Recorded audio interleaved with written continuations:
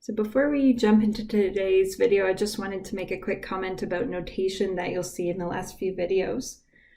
When we were graphing lines and I was trying to represent points on the lines, I was drawing open circles like this because I was having trouble with the pen that I'm using with this tablet. I wasn't able to close those circles in. So these circles here, they're not meant to represent holes in the line. It's just because of a limitation with the pen that I was using, but I think I've got that fixed now so that I can draw the lines in the usual way, or at least mostly fixed.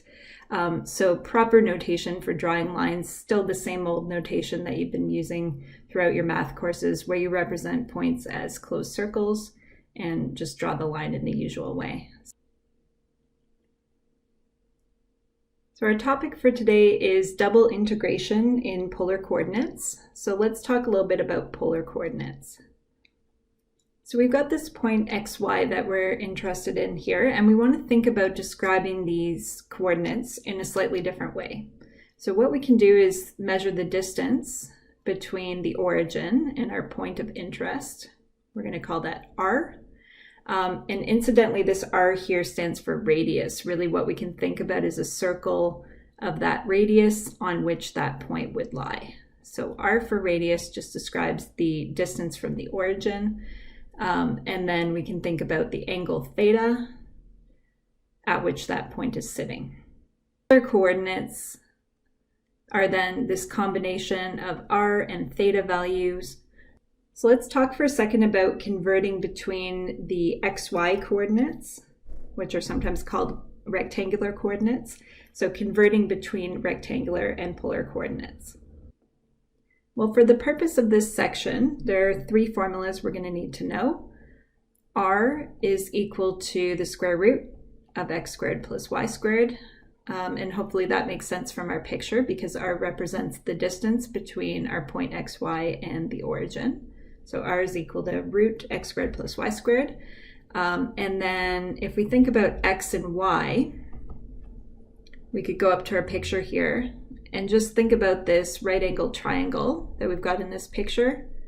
We could say x would be r cos theta, and y is the vertical component here, or you could say the side length of the vertical side of that triangle would be r sine theta.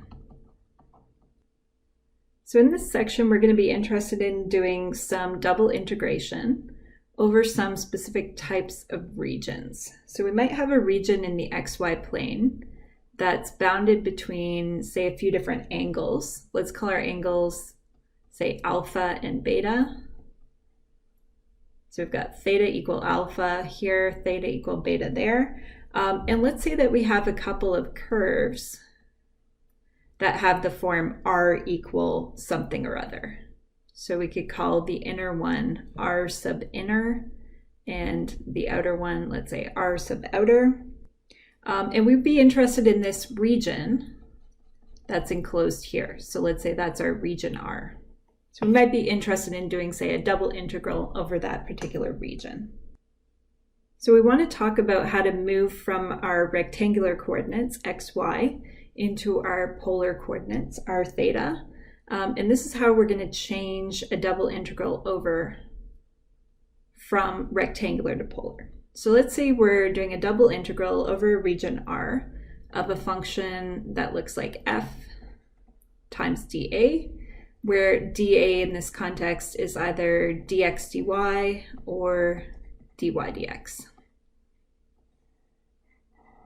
So meaning we've got a double integral that's represented in terms of our rectangular coordinates, and we've either done horizontal or vertical slices to describe our region R.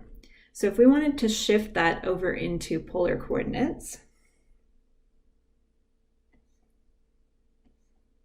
then we would still be integrating our same function f, but the dA looks a little different now. dA is going to be r dr d theta.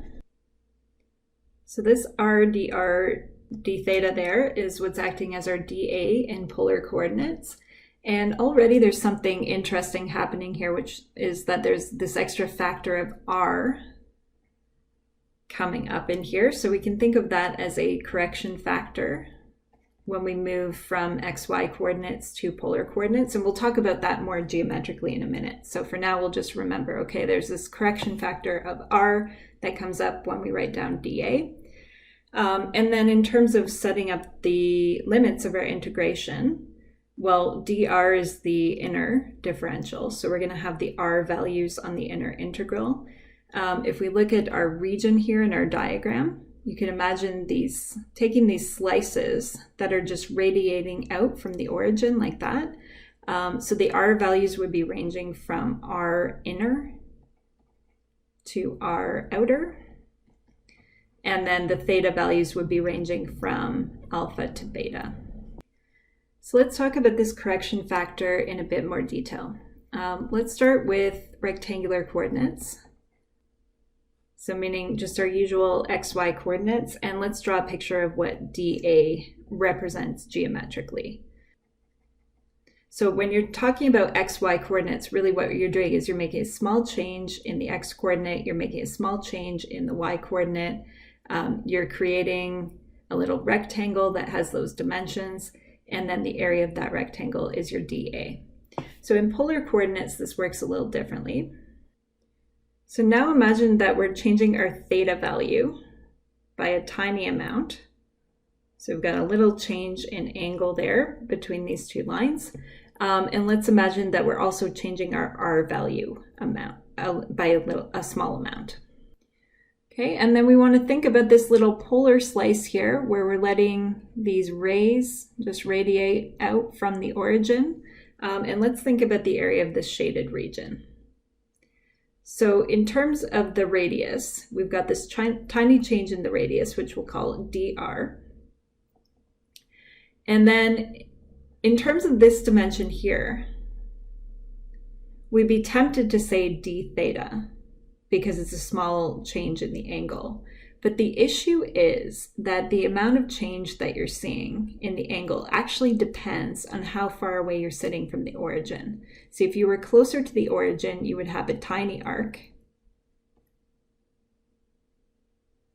And as you move further from the origin, that arc gets slightly longer. Okay, now the way we can approach this is we can say, well, if we did a full revolution, full circle here, and thought about the entire circumference of that circle. We know circumference of a circle is 2 pi times the radius. If you rephrase that, you could say that's the radius times 2 pi. So if you take not the full circumference, but just a small piece of the circumference, the length of this arc is going to be r times d theta. So again, full circumference of the circle would be r times 2 pi. If you only take a small piece of that arc corresponding to a certain angle d theta, it's going to be r times d theta. So if we take a small enough slice, we could say this region here, it's not quite a rectangle, but it's close enough that we can just multiply those two dimensions together to get the area. And we can say now our dA is not dr d theta as you might expect, it's actually r dr d theta. So that factor of r is coming from the fact that the length of our arc here is not d theta, but it's actually r d theta. The further we are away from the origin, the bigger that little piece of arc is going to get. So it actually depends on r, gives us r d theta, multiply that with our dr, and we get r dr d theta for this area dA. So that explains why when we move from coordinates xy over to coordinates r theta, we're always going to see this extra factor of r coming up in the dA, so coming up in the back of the integral, just representing that correction factor for how space gets distorted as we move from xy coordinates to r theta coordinates.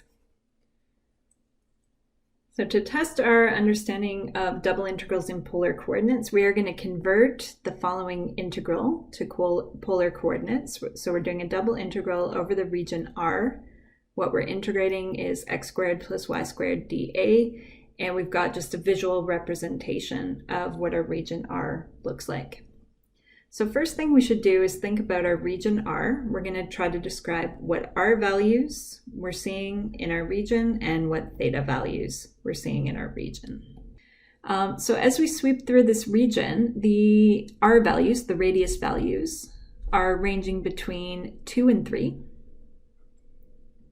So remember, radius value just captures our distance from the origin. So everywhere along this inner arc, we are 2 units away from the origin, and everywhere along the outer arc, we are 3 units away from the origin.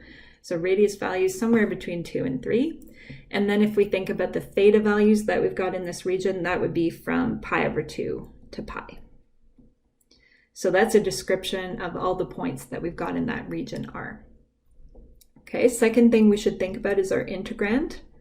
So in rectangular coordinates, it was written as x squared plus y squared, but we need to rephrase that into polar coordinates.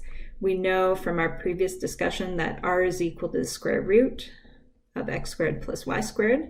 So we'll just write that down as an aside. And what that means is that x squared plus y squared can be written as r squared. So in polar, dA is r dr d theta. Remember, r is this correction factor that's always going to come up when we're working in polar coordinates. It just has to do with how space gets distorted when we move into polar coordinates. So putting that all together, let's say this is our double integral coming up. So we're going to do the double integral of our integrand is r squared, dA is r dr d theta. And I'll write our final answer down on the next line. So overall, we'd be integrating r cubed, dr d theta. R values go on the inside integral. We decided they were going from 2 to 3.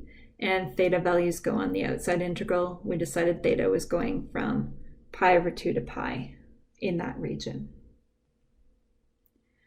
So that is our intro to double integration in polar coordinates. Thanks for watching.